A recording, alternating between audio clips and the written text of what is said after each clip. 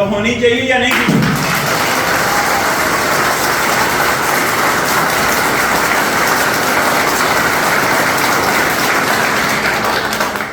بہت شکریہ، بہت مہربانی۔ انسانی رویے پر یہ لیکچر ہے اور ہم یہ سمجھتے ہیں کہ میں کو کتابوں سے پڑھ کر قصے کہانیاں سناؤں، بالکل قصے کہانیاں سنانے کی ضرورت نہیں ہے، نہ قصے کہانیاں میں سنانے آتا ہوں۔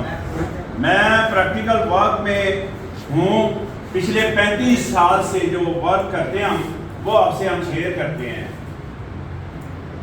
اکثر لوگ سوال کرتے ہیں کہ جناب لیکچر کا اثر کیوں نہیں ہوتا رہتا، 35 سال سے ایک کام کر رہے ہیں آپ، تو لیکچر کا اثر، تو کبھی ہم کاش یہ سوچ لیں کہ ہمارے اینڈ پر فالٹ ہے، ہمارے اینڈ پر فالٹ ہے۔ یہ کیا فالٹ ہے ہمارے اینڈ پر؟ ہمارے اینڈ پر فالٹ یہ ہے کہ جو ہم کہتے ہیں وہ ہم خود نہیں کرتے، جو ہم کہتے ہیں وہ ہم خود نہیں کرتے۔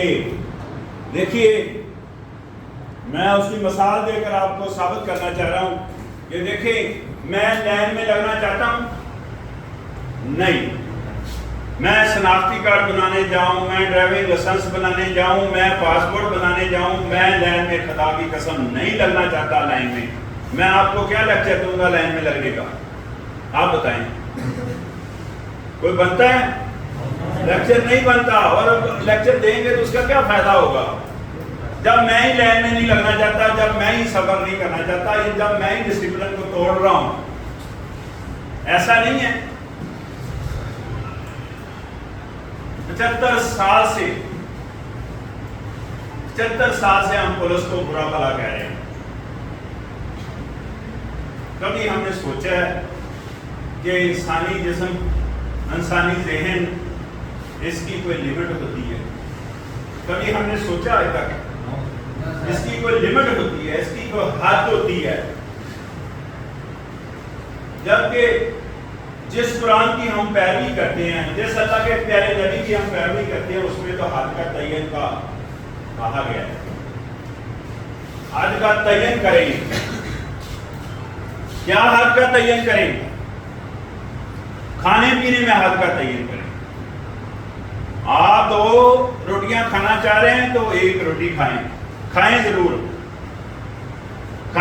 وقفہ کر کے کھا لیں، لیکن ایک وقت میں 1 روٹی کھائیں، ایک وقت میں 1 پانی کا گلاس پئیں۔ یعنی حد کا تعین کی طرف اشارہ کر رہا ہوں کہ آپ کھانا کھا رہے ہیں تب بھی حد کا تعین کریں، آپ پانی پی رہے ہیں تب بھی حد کا تعین کر رہے ہیں، اور آپ اگر چل پھر رہے ہیں اس میں بھی حد کا تعین کریں، آپ اگر گفتگو کر رہے ہیں اس میں بھی حد کا تعین کریں۔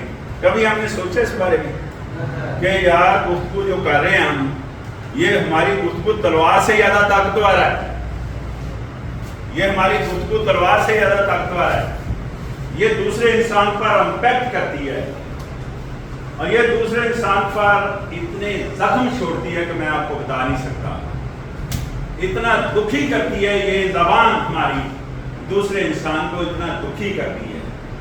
تو آپ کیا خیال ہے؟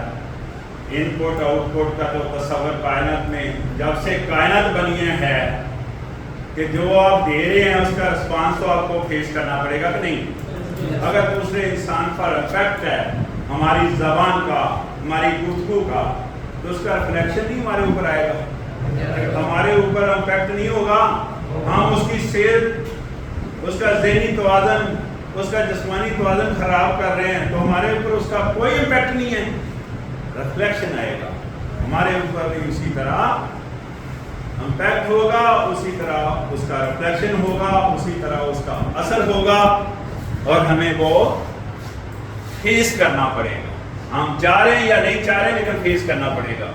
تو کیا کرنا چاہیے؟ ظاہر ہے سوچ سمجھ کر گفتگو کرنی تھی، کیا کرنا چاہیے؟ سوچ سمجھ کر گفتگو کرنی چاہیے۔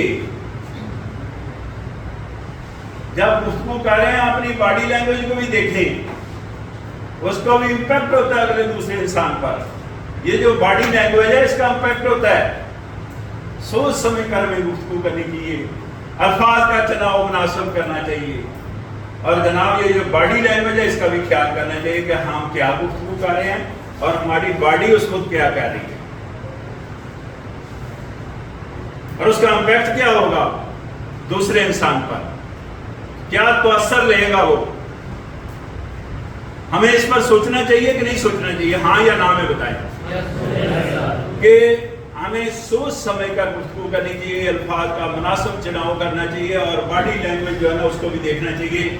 ان چیزوں میں عاجزی اور انکساری ہونی چاہیے. ان چیزوں میں کیا چیز ہونی چاہیے؟ عاجزی اور انکساری. یہ عاجزی اور انکساری کس کا پیشہ رہا ہے؟ نبی پاک صلی اللہ علیہ وسلم کا پیشہ رہا ہے، عاجزی اور انکساری. کائنات میں اتنا بڑا مقام کسی اور نبی کو بھی حاصل نہیں ہے جتنا بڑا مقام نبی پاک صلی اللہ علیہ وسلم کو حاصل ہے، لیکن ان کے پاس سب سے بڑا انسٹرومنٹ، سب سے بڑا ایلیمنٹ، سب سے بڑا عنصر نبی پاک صلی اللہ علیہ وسلم کے پاس کیا تھا؟ عاجزی اور انکساری. کبھی ہم نے سوچا کہ اس